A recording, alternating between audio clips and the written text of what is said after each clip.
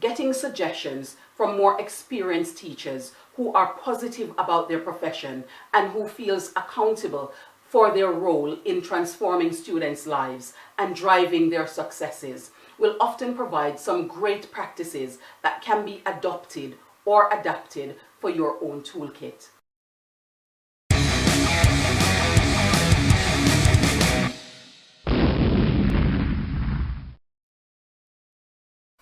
What are some of the developmental questions you would like answered?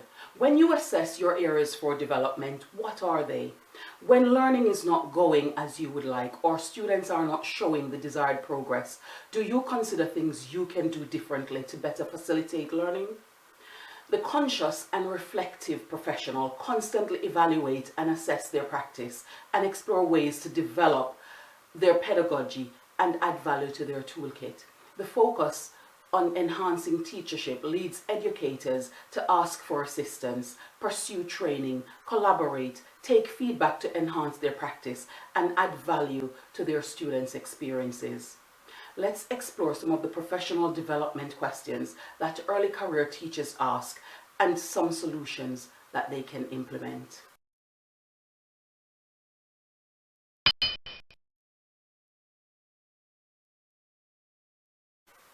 When marking, use peer and self-marking for general activities. Incorporate peer assessment and self-assessment where students give quality feedback on what their peers have done well and what they could have done better. Provide some criteria to support students with generating meaningful feedback. When peer assessment is used, allow students the time to undertake a peer assessment response. This is where they read the feedback, consider its value for their next step, and establish the actions that they will take as part of their accountability to their own learning. Collect the books and review these comments. Agree or add further actions as necessary. This gives you an overview of students' learning that then informs future planning. When you're marking, have a specific activity that assesses the primary learning knowledge and skills. Spend the time marking this reflective or application activity, providing quality developmental feedback. This way the marking is focused and feedback can be tied to the learning criteria. Provide specific actions that are needed without making it too overwhelming for students. Ensure the dedicated improvement response time needed is also provided.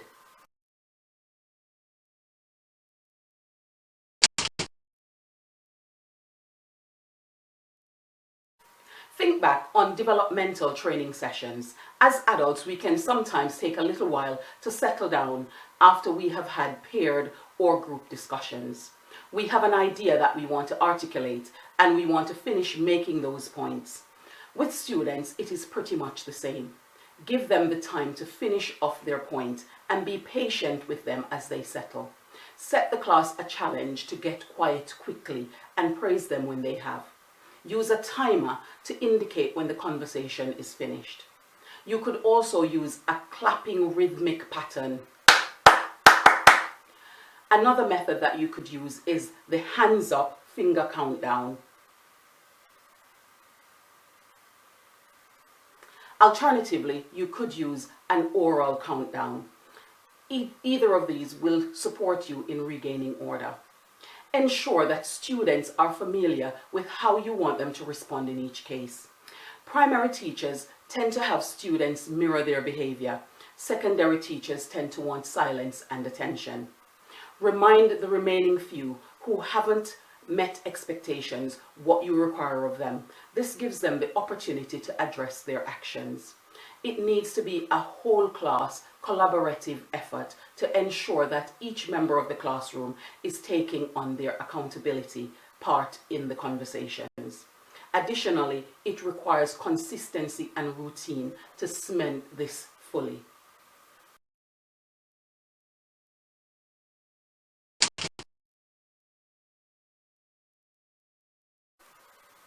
One of the guarantees in education is the high proportion of work. It is important to design a 4-quadrant time management matrix based on importance and urgency. Use this matrix to prioritize your actions over the working week or fortnight. Keep school calendar readily available with dates, either in your planner or on your personal calendar, to keep deadlines in mind.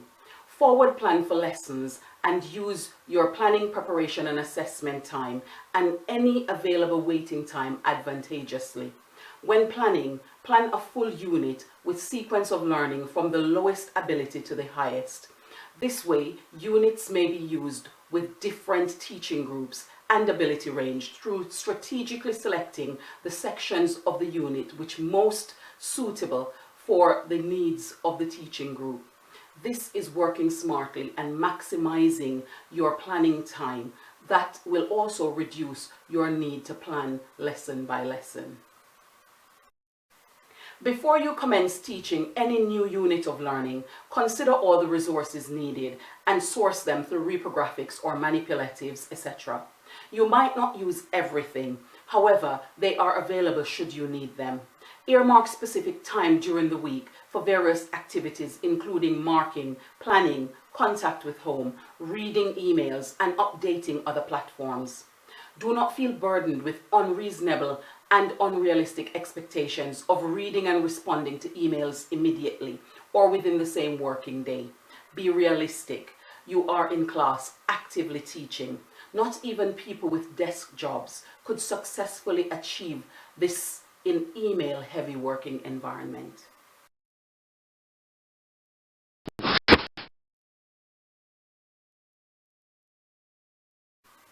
Psychologists, parents, and educators have concluded that boys play, relate, and even develop differently to girls.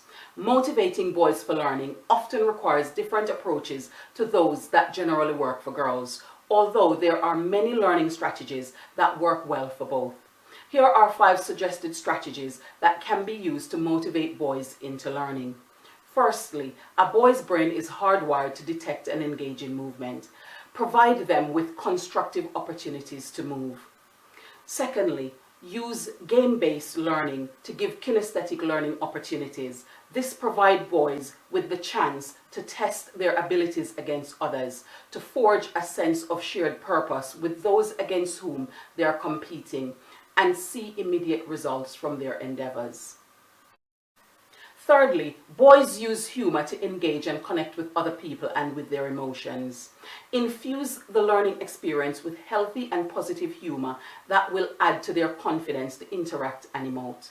Fourthly, expose boys to a good level of challenge that they believe that they have the relevant personal resources to tackle. Frame challenges with increased levels of difficulty to get them started and keep them going. Relate the challenge to their goals and interests, because they gain self-worth from their ability to use their skill sets to master challenges. Finally, ensure the activities that they undertake increases their chance to see how they can find meaning in the exercises through establishing connections to utility and service.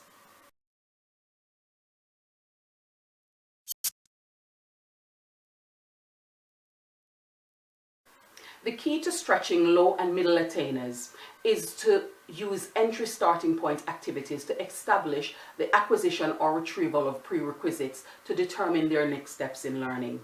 When completing activities, use try or affirming questions or activities to establish understanding of concepts as a means of building their confidence before building further.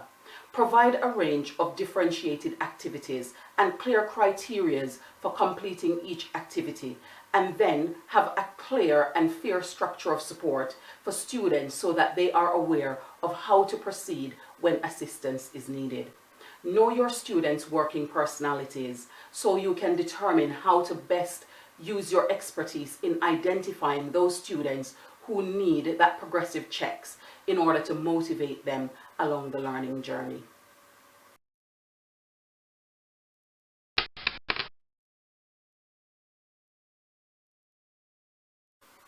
Low-level disruption hinders the learning of students across the classroom. Firstly, make clear the behavior you expect during whole class discussions. Use proximity and mobility around the room to keep students engaged and less likely to become a disruption. Use your voice as a tool. lower your voice or stop talking completely to get students to take up the nonverbal cues to be attentive. Thank them when they have complied with your request, so it's clear the reason you stopped speaking. Additionally, use eye contact and gestures to communicate your requests. Where students are repeat offenders, they can be relocated or given thought-provoking consequences to articulate the reason for your requests and the benefits to them and the others in the learning environment. Being clear about respecting each other's right to learn and how that manifests in the learning environment is essential early on. However, it's never too late to introduce the concept to your class. Remember, what you accept will continue. Therefore, stomp it out quickly. Classroom discussion is one discussion involving all members of the learning environment, and anything else detracts from the purpose.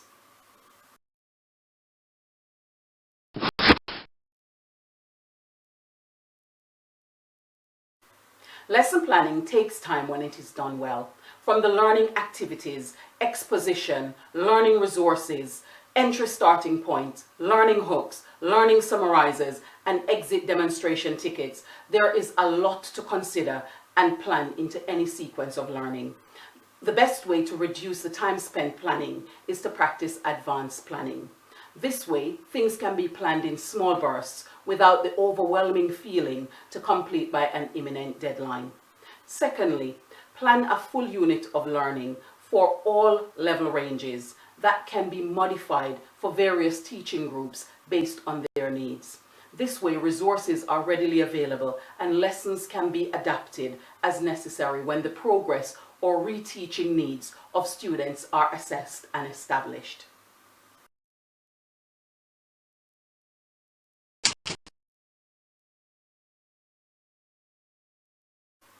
Lifelong learning is important for growth, adaptation, and development. It's important to examine your professional performance and see what actions can be taken to improve the learning experiences and the learning environment, as well as the achievement of all students, a specific group or an individual student.